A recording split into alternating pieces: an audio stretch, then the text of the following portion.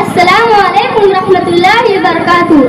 اس دن کے لیے ویروں نے اپنا خون بہایا ہے، اس دن کے لیے ویروں نے اپنا خون بہایا ہے۔ اٹھو دیش واسیوں، آج سوتنترتا دیوس آیا ہے، آج سوتنترتا دیوس آیا ہے۔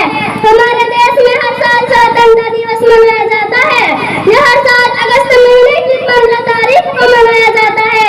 ہمارے دیش بھارت کو 15 اگست 1947 کو آزادی ملی ہے۔ بھارت کا 200 वर्ष انگریزوں نے شاسن کیا تھا۔ سوتنترتا دیوس کے دن ہمارے دیش میں راشٹریہ چھٹی ہوتی ہے۔ اس دن ہر چوک پر ترنگے جھنڈے کو پھہراتے ہیں، ہر طرف خوشی کا ماحول ہوتا ہے۔ 15 اگست کے دن بھارت کے سوتنترتا دیوس منایا جاتا ہے، لال قلعے پر جھنڈا پھہراتے ہیں۔ یہ دن ہم اپنے ویر شہیدوں کو یاد دلاتے ہیں، بلیدان کو یاد دلاتے ہیں، آزادی کے اس راشٹر کو رکھتے ہیں۔